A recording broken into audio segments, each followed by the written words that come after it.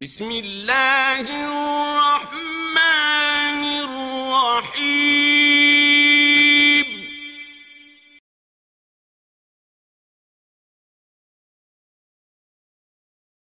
اعوذ باللہ من الشیطان الرجیم بسم اللہ الرحمن الرحیم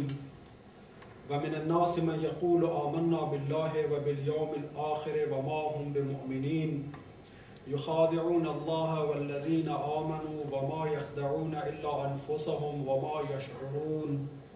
صدق اللہ العلی العظیم۔ منافقین کی خصوصیات کا ذکر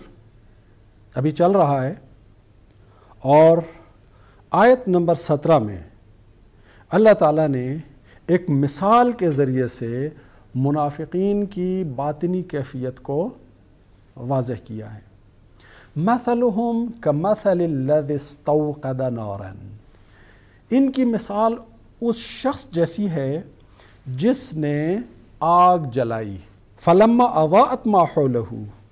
اور جب اس آگ نے ارد گرد کے ماحول کو روشن کر دیا، ذہب اللہ بنورہم، تو اللہ نے ان کے نور کو چھین لیا، وترکہم فی ظلمات، اور اللہ نے انہیں اندھیروں میں چھوڑ دیا، لا یبصرون، اور ان کی حالت یہ ہے کہ انہیں کچھ دکھائی نہیں دیتا۔ مومن اور منافق کی حالت میں یہ ایک بہت بڑا فرق ہے کہ مومن ایمان کے نور کے ساتھ چل رہا ہوتا ہے، متقی ایمان کے نور کی روشنی میں چل رہا ہوتا ہے، اس کی زندگی میں کوئی اندھیرا نہیں ہوتا ہے، اس کی زندگی میں کوئی تاریکی نہیں ہوتی ہے۔ امیر المومنین علیہ السلام نے نہج البلاغہ میں اہل ایمان اور اہل تقوی کی خصوصیات بیان کرتے ہوئے ان کی اس خصوصیت کو بیان فرمایا ہے کہ وَهُوَ مِنَ الْيَقِينِ عَلَى مِثْلِ ضَوْءِ الشَّمْسِ، متقی اور مومن شخص کے یقین کا یہ عالم ہوتا ہے کہ جیسے وہ سورج کی روشنی میں چل رہا ہو، کوئی اندھیرا اس کے اوپر نہیں ہوتا ہے، کسی اندھیرے سے وہ دوچار نہیں ہوتا ہے، اس کا ایمان اس طرح سے اس کو روز روشن کی طرح سے، چمکتے ہوئے سورج کی طرح سے اس کو رہنمائی کر رہا ہوتا ہے۔ اس کے برعکس منافق چونکہ اس نور سے محروم ہوتا ہے، منافق کے پاس وہ نور نہیں ہوتا، تو گویا منافق کی حالت اس شخص جیسی ہے جو اندھیری رات میں سفر کر رہا ہو۔ اب اندھیری رات میں جب سفر کر رہا ہے تو رستہ دیکھنے کے لیے یہ کیا کرتا ہے؟ آگ جلاتا ہے۔ یہاں آگ تمثیل ہے منافقین کی منافقانہ سازشوں کی، جو پلاننگ کرتے ہیں، جو سوچتے ہیں کہ یہ کر لیں تو یہ فائدہ ہو جائے گا، یہ کر لیں تو یہ فائدہ ہو جائے گا، یہ کر لیں تو یہ مفاد حاصل ہو جائے گا، یہ جو بھی پلاننگ کرتے ہیں، جو بھی منصوبہ بندی کرتے ہیں اور سمجھتے ہیں کہ اس کے نتیجے میں ہم اپنے مقصد کے حصول میں کامیاب ہو جائیں گے، تھوڑا سا اپنے مقاصد کے حصول کے لیے پیش رفت کر لیں گے، اللہ ان کی اس پلاننگ کو، اس منصوبہ بندی کو آگ کے ساتھ تشبیہ دے رہا ہے۔ مثلہم کمثل الذی استوقد نارا، آگ جلاتے ہیں، فلما اضاءت ما حولہ،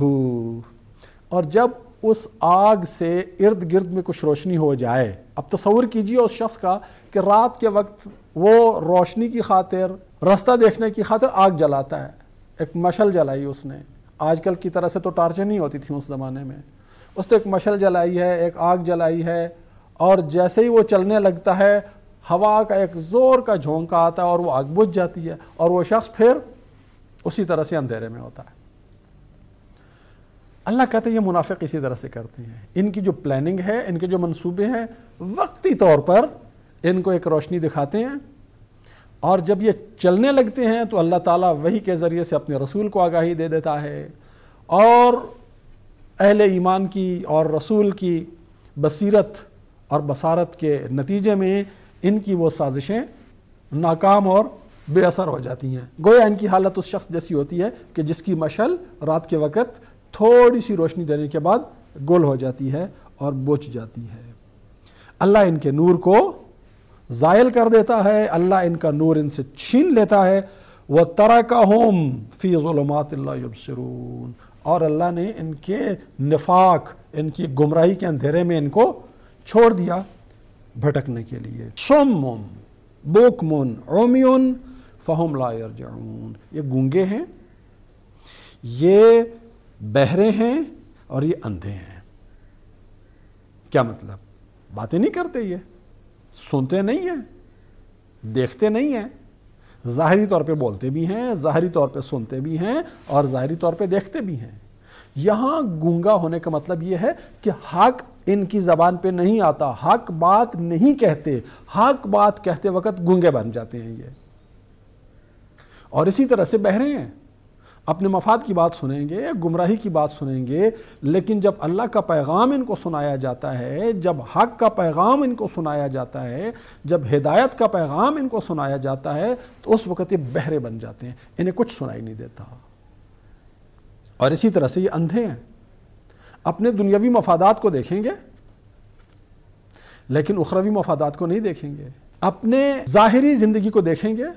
لیکن اپنی حقیقت اور حقیقی زندگی کو دیکھنے کی ان کے اندر صلاحیت نہیں ہے، یعنی حق کو دیکھنے کی صلاحیت ان کے اندر